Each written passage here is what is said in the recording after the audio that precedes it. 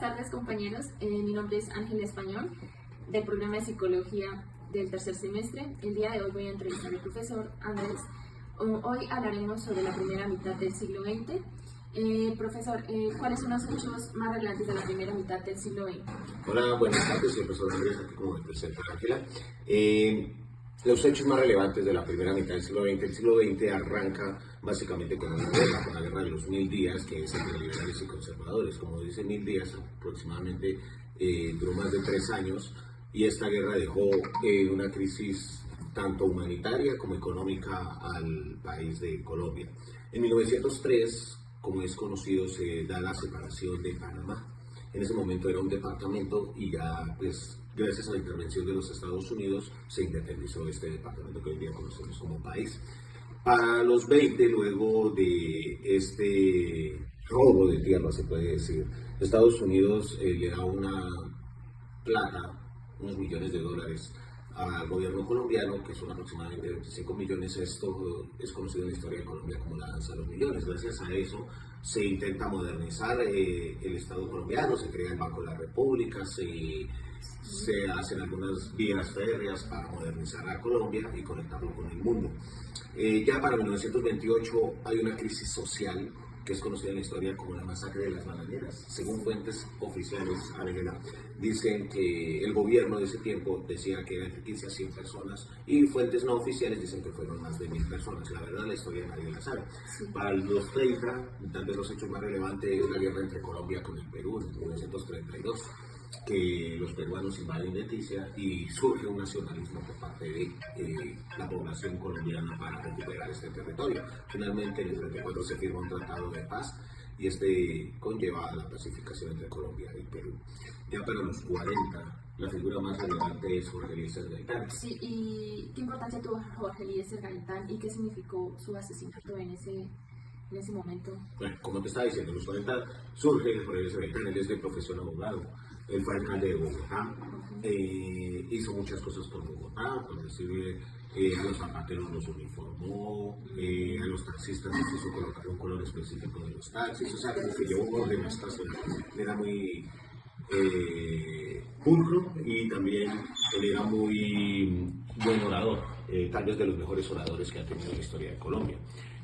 Cuando en 1948 es asesinado por Roa Sierra, la multitud, la gente se enfurece y lo que hacen es cogerlo, lincharlo, arrastrarlo, llega desnudo a la plaza de Bolívar, allá en Bogotá, y lo mata. Nunca se supo quién fue el que lo mandó a asesinar. Sabemos el autor material, pero no el autor intelectual.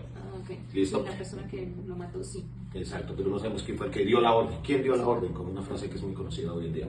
Entonces, ¿cuáles son las repercusiones? Que esto genera un conflicto directo entre liberales y conservadores, y ese hecho es conocido en la historia de Colombia como el Bogotazo, 9 de abril de 1948. Esto hace que se vuelva una violencia entre liberales y conservadores a nivel nacional, y dura aproximadamente 5 años. A veces llegaban los conservadores y le quemaban los cultivos a los liberales, o viceversa, violaban a las mujeres, se asesinaban a machete. En ese momento empieza a ser muy conocido también los asesinatos por machete. La violencia no se puede contener hasta que llega el general Rojas Pinilla en 1957 e intenta pacificar un poco esto. Ok, ¿y qué huellas de esas décadas todavía se sienten hoy en Colombia? ¿O qué deja hoy? Pues de ese hecho, es un capítulo que todavía Colombia no ha superado, porque gracias a ese hecho se creó el conflicto interno armado. Cuando se entra conflicto interno armado es que en este momento llevamos más de 10 millones de víctimas, más de 9 millones de desplazados. Somos el segundo país con mayor número de desplazados a nivel del mundo, solamente superados, tengo entendido, que por Sudán. Muchos asesinatos, surgen las guerrillas de izquierda, surgen los grupos paramilitares de derecha o ultraderecha, surge el narcotráfico, surge la delincuencia común. También se empieza a dañar la sociedad, porque en el tiempo de los narcotraficantes la vida de un policía valía 1 millón de pesos. Entonces los chicos dejaron de trabajar por volverse sicarios, empiezan a adorar a la Virgen Aranzala, a la Virgen, estas inclusive salen telenovelas hoy en día como Rosario Tijeras, que son apología a esos hechos de la historia triste de Colombia, o telenovelas como Las Muñecas de la Mafia. Bueno, o sea, hoy en día se ve mucho, en el Estado, los políticos se ven inmersos también en el narcotráfico, en la guerrilla, en el paramilitarismo. Entonces, como podemos ver, todavía estamos viviendo este conflicto armado. Se dice que todavía no estamos viviendo, y quién sabe hasta cuándo, cuál generación, tal vez nuestra generación, o mi generación ya no, tal vez la tuya tampoco no la alcanzará a ver. Esperemos que tal vez los hijos de nuestros hijos logren ver algún día a Colombia en paz, pero por el momento nada que ver. Y el Banco de la República de Colombia,